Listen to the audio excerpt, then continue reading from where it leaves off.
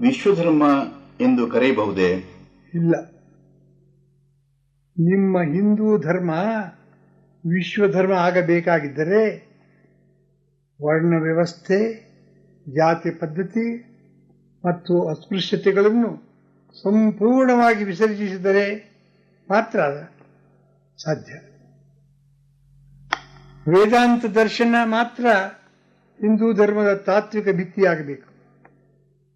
ಯಾವ ಹಿಂದೂವಾದರೂ ಯಾವ ಮಠಕ್ಕಾಗಲಿ ಧಾರ್ಮಿಕ ಸಂಸ್ಥೆಗಾಗಲಿ ಅಧಿಪತಿಯಾಗುವ ಅವಕಾಶವಿರತಕ್ಕದ್ದು. ಈಗಿರುವಂತೆ ಜಾತಿ, ಮತ, ವರ್ಣಗಳಿಂದ ಕಲುಷಿತವಾಗಿರುವ ಹಿಂದೂ ಧರ್ಮ ವಿಶ್ವಧರ್ಮ ಎನಿಸಿಕೊಳ್ಳಲು ಆರದು. ಕ್ರಿಶ್ಚಿಯನ್ನರನ್ನು, ಮುಸಲ್ಮಾನರನ್ನು ಪುನರ್ಮತಾಂತರಕರಿಸುವ ಸನ್ನಾಹ ಅಲ್ಲಿ ಇಲ್ಲಿ ನಡೆಯುತ್ತಿರುವುದಷ್ಟೇ. ಅವರು ಮತ್ತೆ ಹಿಂದೂ ಧರ್ಮಕ್ಕೆ ಸೇರುವುದಾದರೆ ಸಮಾಜದಲ್ಲಿ ಅವರ ಸ್ಥಾನಮಾನಗಳೇನು?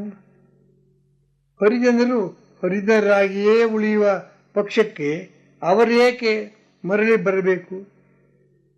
ಅವರನ್ನು ಬ್ರಾಹ್ಮಣ ವರ್ಗಕ್ಕೆ ಸೇರಿಸಿಕೊಳ್ಳಲಾಗುತ್ತದೆಯೇ? ಹಾಗಿಲ್ಲದೆ ಇದ್ದ ಪಕ್ಷದಲ್ಲಿ ಪುನರ್ಮತಾಂತರ ಮಾಡಿಸುವ ಜನ ವಂಚಕರಾಗುತ್ತಾರೆ.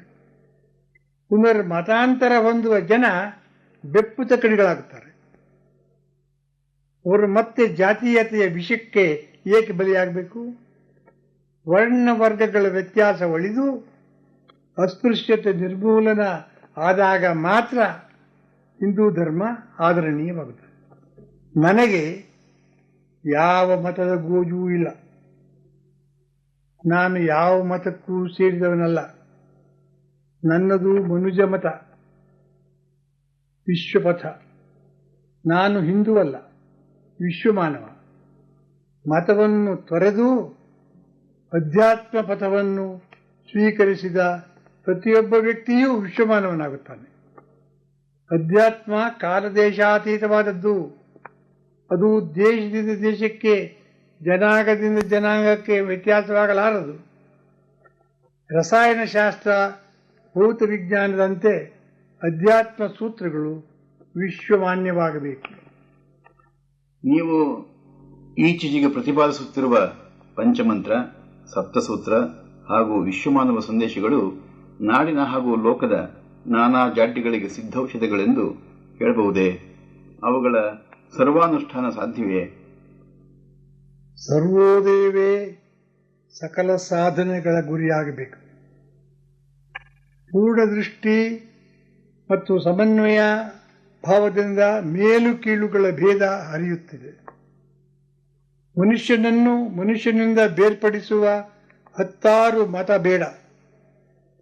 ಅವನೇ ಕೇಂದ್ರವಾಗುಳ್ಳ ಮನುಜ ಮತ ಒಂದೇ ಸಾಕು. ಮನಸ್ಸಿನಲ್ಲಿ ಗೊಂದಲ ಉಂಟು ಮಾಡಿ ಅವನ ಏಕಾಗ್ರತೆಗೆ ಭಂಗ ತರುವ ಎಲ್ಲ ತತ್ವಗಳನ್ನು ಮೀರಿದ ಮಾನವೀಯ ಮೌಲ್ಯಗಳೇ ಗುರಿಯಾಗುಳ್ಳ ವಿಶ್ವಪಥದಲ್ಲಿ ಮಾನವನಾಗಬೇಕು. ವರ್ಣ, ಜಾತಿ, ವರ್ಗಗಳನ್ನು ಸೃಷ್ಟಿಸುವ ಮತ ಬೇಡ. ಅಧ್ಯಾತ್ಮ ಸಾಧನೆಯೊಂದೇ ಮಾನವನ ಗುರಿಯಾಗಬೇಕು. ಈ ಜಾತಿಗಳೆಲ್ಲ ಮನುಷ್ಯ ಜಾತಿಯಲ್ಲಿ, ಈ ಮತಗಳೆಲ್ಲ ಮನುಷ್ಯ ಮತದಲ್ಲಿ ಒಂದಾಗಬೇಕು. 4000 ವರ್ಷಗಳಿಂದ ಮತ ಗುಂಪು ಕಟ್ಟುವ, ಜಗಳ ಹಚ್ಚುವ, ಮನಗಳ ನಡುವೆ ಗೋಡೆ ಎಬ್ಬಿಸುವ, ದೇಶಗಳನ್ನು ವಿಭಜಿಸುವ ಸಾಧನವಾಗಿದೆಯೇ ಹೊರತು ಎಲ್ಲ ಮಾನವರನ್ನು ಒಂದು ಮಾಡುವ ಶಕ್ತಿ ಆಗಿಲ್ಲ. ರಾಜಕೀಯದಲ್ಲಿ, ವ್ಯಾಪಾರದಲ್ಲಿ ಗುಂಪುಗಾರಿಕೆ ಬೇಕಾಗಬಹುದಾದರೂ ಅಧ್ಯಾತ್ಮ ವಿಚಾರದಲ್ಲಿ ಮಾತ್ರ ಬೇಡ. ವ್ಯಕ್ತಿಯ ಮತ್ತು ಭಗವಂತನ ನಡುವಣ ಸಂಬಂಧ ಅತ್ಯಂತ ನಿಗೂಢವಾದದ್ದು, ಅಂತೆಯೇ ವೈಯಕ್ತಿಕವಾದದ್ದು. ತಮ್ಮ ಸಂಖ್ಯೆಯನ್ನು ಬೆಳೆಸಿಕೊಂಡು ಗುಂಪು ಕಟ್ಟಿ ರಾಜಕೀಯ ಮಾಡುವ ಸಲುವಾಗಿ ಮತಾಂತರ ನಡೆಯುತ್ತಿದೆ. ಅಧ್ಯಾತ್ಮ ಎಂದೂ ಅದರ ಗುರಿಯಾಗಿಲ್ಲ. ಲೋಕದ ಎಲ್ಲ ಜಾಡ್ಯಗಳಿಗೂ ಮತೀಯ ರೂಪದ ವ್ಯವಸ್ಥೆಯೇ ಮೂಲ ಕಾರಣ. ಚೇತನ ಅನಿಕೇತನವಾದಾಗ ಅಂದರೆ ಲೌಕಿಕವಾದ ಆತ್ಮವಿನಾಶಕಾರಿಯಾದ ಎಲ್ಲ ವ್ಯವಸ್ಥೆಗಳಿಂದ ಪಾರಾದಾಗ, ಮತ ಮನುಜ ಮತವಾದಾಗ, ಮನುಷ್ಯ ವಿಶ್ವಮಾನವನಾದಾಗ ಎಲ್ಲ ವೈಯಕ್ತಿಕ ಸಾಂಸ್ಥಿಕ ವಿರಸ ವೈಷಮ್ಯಗಳು ತೊಲಗುತ್ತವೆ. ಪ್ರತಿ ವ್ಯಕ್ತಿಯ ಉದ್ಧಾರವೇ ವಿಶ್ವಮಾನವನ ಗುರಿ. ಅದು ವೈಯಕ್ತಿಕವಾದದ್ದೇ ಹೊರತು ಸಾಂಸ್ಥಿಕವಾದದ್ದಲ್ಲ.